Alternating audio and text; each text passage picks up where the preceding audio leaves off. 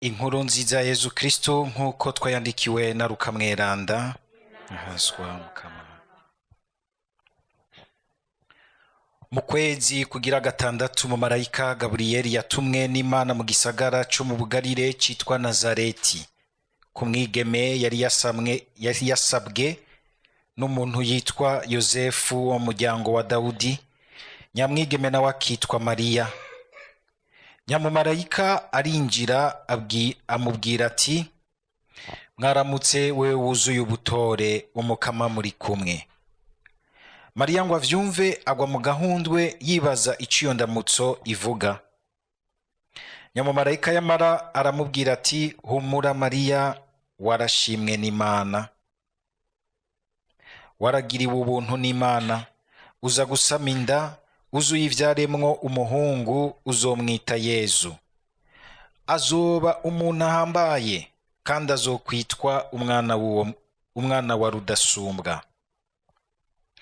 Umukama Imana azomuha ingoma ya se wiwe Dawudi. Azogaba igihugu ca Yakobo imyaka yose, n'inganji yiwe ntizohera. Mariya nawe abaza nyamumarayika ati, ivyo bizoshoboka bite ko ntari bumenye umugabo? Umumarayika aramwishura ati, Mutima Mweranda azokuzako, maze ububasha bwa Rudasumbwa bugutwikire. Nico gituma uzovyara azoba mweranda, kandi akitwa mwene Mana. Mbere na Elizabeti inshuti yawe aheruka gusama inda y'umuhungu mu busaza, kandi uku kwezi n'ukwa gatandatu, naho bahora bamwita intavyara, kuko atakinanira Imana. Mariya ati, jewe ndi umusavyi w'Umukama, nibimbere uko bivuze. Nyamumarayika aca arigira. Iryo ni ijambo ry'Umukama.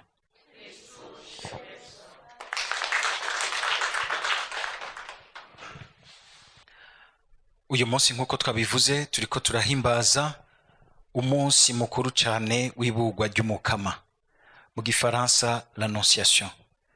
Turamaze kuronka akaryo ko gutahura neza iryo jambo ryo muri liturujia ridasanzwe, Annonciation. Riratandukanye n'irindi twari twiteze, kumbure womenga ni gifaransa kibangutse, l'annonce. Yohani Batista avutse, nubwo vyabuwe n'umumarayika bavuga ngo c'est l'annonce de la naissance de Jean-Baptiste. Hageze kuri Yezu na Bikira Mariya harakagoranje abashiramo, kugira ngo berekane ko ari Imana ije, kandi ije mu mukenyezi adasanzwe, bagaca bahinyanyura gose. Ijambo ryo guhinyanyura mwari twaye mu bindi bintu.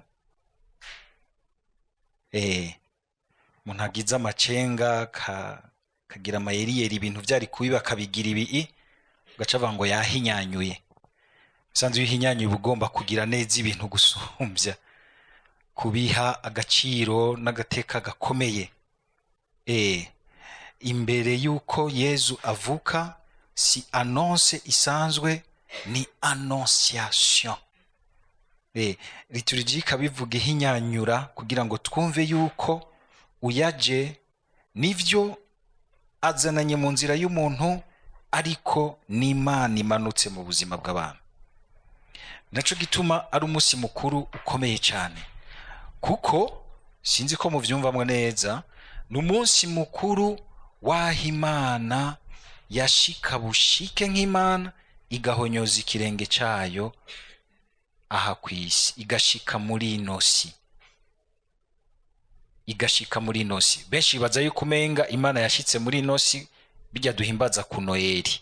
Ku Noeli nivuka, mugabo nivuka ry'uwaza yaramaze gushika kw'isi, ariko kandi mu gushika kw'isi agaheza akinjirana muri ino si aciye mu mbanyi ya Bikira Mariya.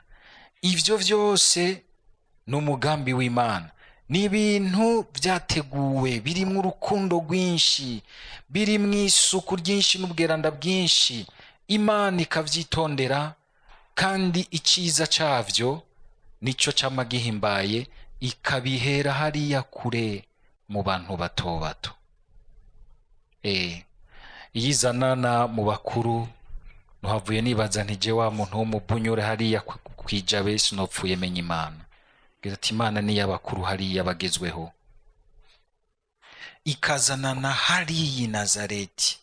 Mbere ugiye kuvuka akazokwitwa umunyanazareti. Rwa rukundo rw'Imana atari umugwa w'abarundi bagira ngo bakundukize, ariko Imana ikunda umuntu wese nuriya ari kumpera zabo ikibano cita ko badahambaye, umenga nta teka rikomeye bafise mu bandi, igahera hariya. Ikibabaza nuko hari abantu Imana itera iteka ikabakura hariya mu mavunja no mu biki mu mbaragasa, bamara gushika mu makaro, mu makoti n'amabiju n'imishatsi igomba gukora hasi, bakibagira iyo bavuye ugasanga nibo bariko bararuhisha ubuzima nk'uko kwakaza, kamenga ntibumva iyo bavuye. Uyu munsi mukuru rero n'umunsi mukuru abenshi turakunze guca tuwerekeza bukwi na bukwi kuri Bikira Mariya. Numvise umenga no mu gutangura uko imisa mwatera imbuga Bikira Mariya sibwo mwategerezwa guherako. N'umunsi mukuru bwa mbere wa ego ya Yezu. Ego ya Yezu, ariko kandi ukaba n'umunsi mukuru wa ego ya Bikira Mariya. Zihura ugushaka kw'Imana kukaranguka. Kukaranguka. Nivyo kandi n'umunsi mukuru wa Bikira Mariya, mugabo ntaco Bikira Mariya afise ciwe bwego yitirira, iteka ryiwe ryose n'umwana wiwe. Atari uko benga turamugabanije, ahubwo niko kumuduza. Kuko wewe ntameze nk'aba bantu menga niteka bihaye, ahubwo niteka yambitswe n'Imana.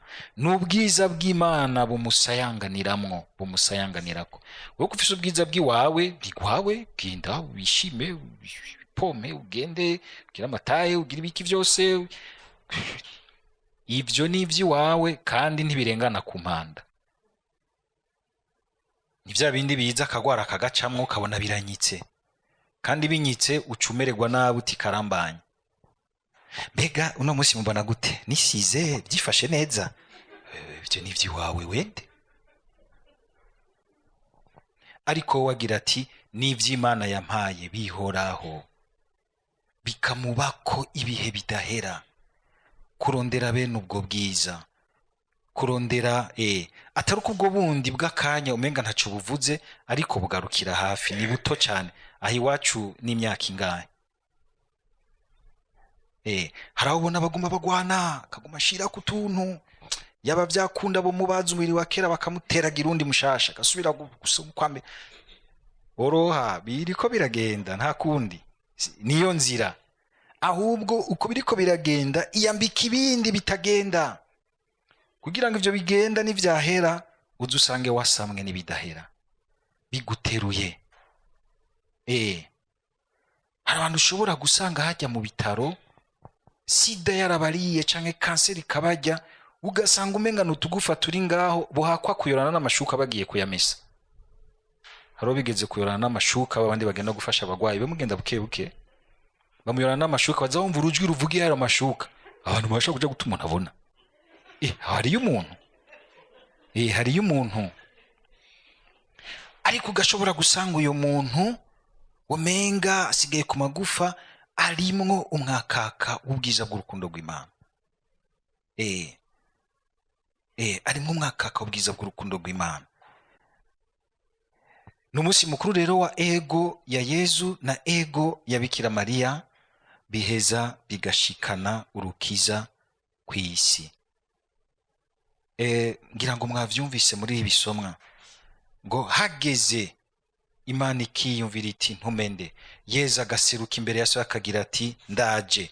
Kuko inkuka n'imbagwa, maraso y'imfizi n'ibiki bidashobora gukura igicumuro c'umuntu, ahubwo bikugwa n'inkuka y'urukundo rw'umuntu, urukundo rw'Imana rumanuka mu muntu hanyuma rugaca inzira y'ubukiriro bw'amaho.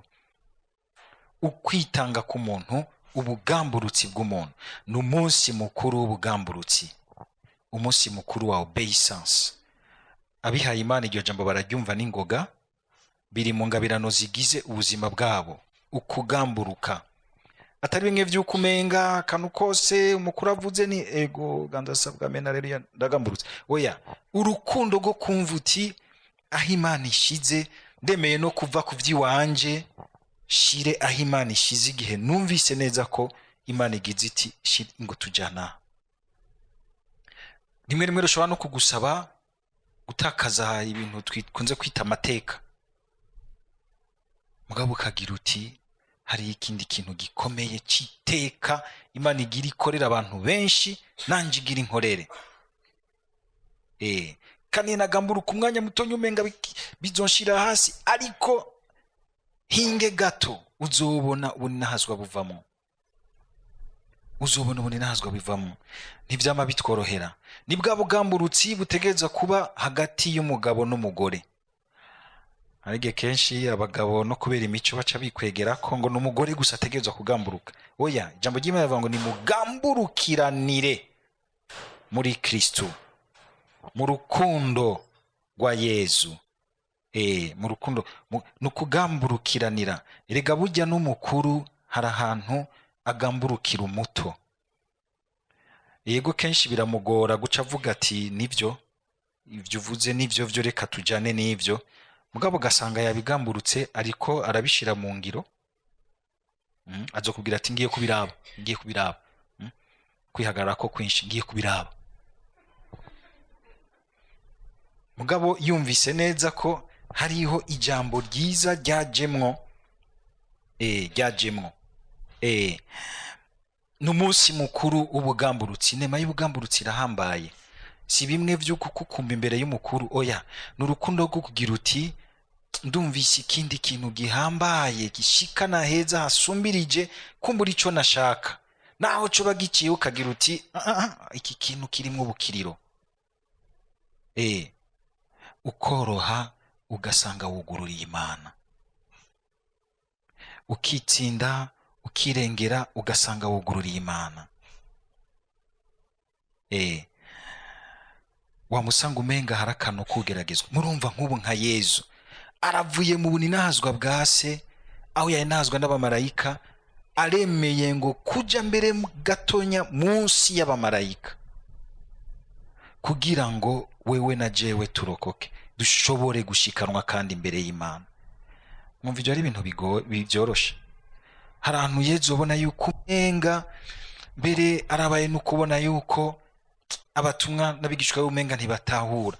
Kaza wumva aravuze ijambo ry'uko umenga ntibarumva neza ngo bajane nawe ahashaka kubatwara. Ukaza wumva Yezu avuze ati ngo mbe nzobarinda gushika ryari. Umuntu ashobora kubabara no kuruha yuko uwundi adashobora kumva ineza ugomba kumwinjizamwo, kuko we arayumva, kuko naho yigize umuntu ntiyatakaje ubumana bwiwe. N'umunsi mukuru wo kumva ingene ukugamburuka naho gushobora kuducisha bugufi kukanatugerageza ko kutaba kudukuye kwiteka ryacu.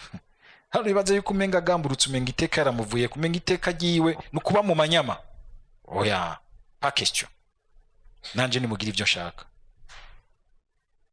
Akibaza ko ariko kugira iteka, mugabo ntiyumva umenga iteka ryiwe ryo biteka rishobora guca bugufi rikavyara iteka ry'abantu benshi, kandi iryo ry'abantu benshi rigaca rimutera iteka risumbereje rimwe yarageze ku uyu munsi. Ngo kuko Yezu yemeye, muri bukaka karirimbo dora turirimba kavuye mwibaruwa ryandikiye abanyafilipi, Paulo yandikiye abanyafilipi, yaricishije bugufi yigenza nk'umuntu aranarushiriza gushika pfe.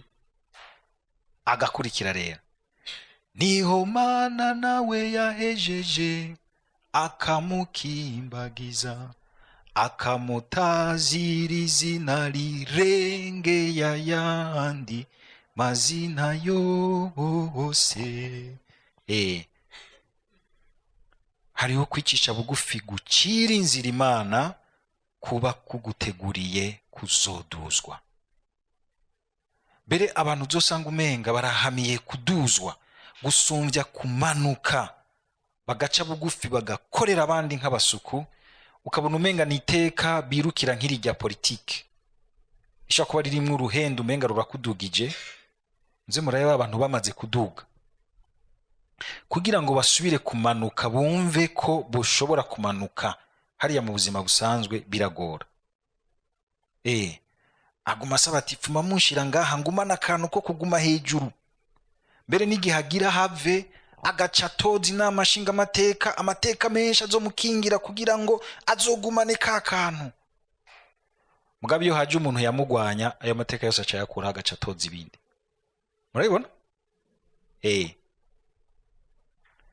Ariko waramenye umukama ntibikubuze yuko wumva uti ibi byo ngaha mwisi birahera, hari irindi ndindiriye. Nanogira ngo naho wogira iteka uzorigira imbere y'urupfu ruje, uzorukangutire gaje naho zindi president ushobora kuntwara, canke jiwe naho zindi umushinga amateka, jewe umudepite muzima wontwara gutyo, jewe ndi umugenerale ndakurasa ndafise ingabo ngaha, ruragutwara barorera. Rondera iteka ryiza ryo mu rukundo rukorera abandi, ejo uzutangare ingene izina ryawe riduzwa. Raba abantu mbere bitangiye abandi bakamenya gutanga ego y'urukundo rwabo, abacisha bugufi bakitangira abandi mbere bagashobora no gutanga ubuzima bwabo. Ingene uyu munsi amazina yabo ari hejuru yacu, tuguma tunabacapura tunabashira ahantu kuko bemeye bamera nk'uko umenga barumva ko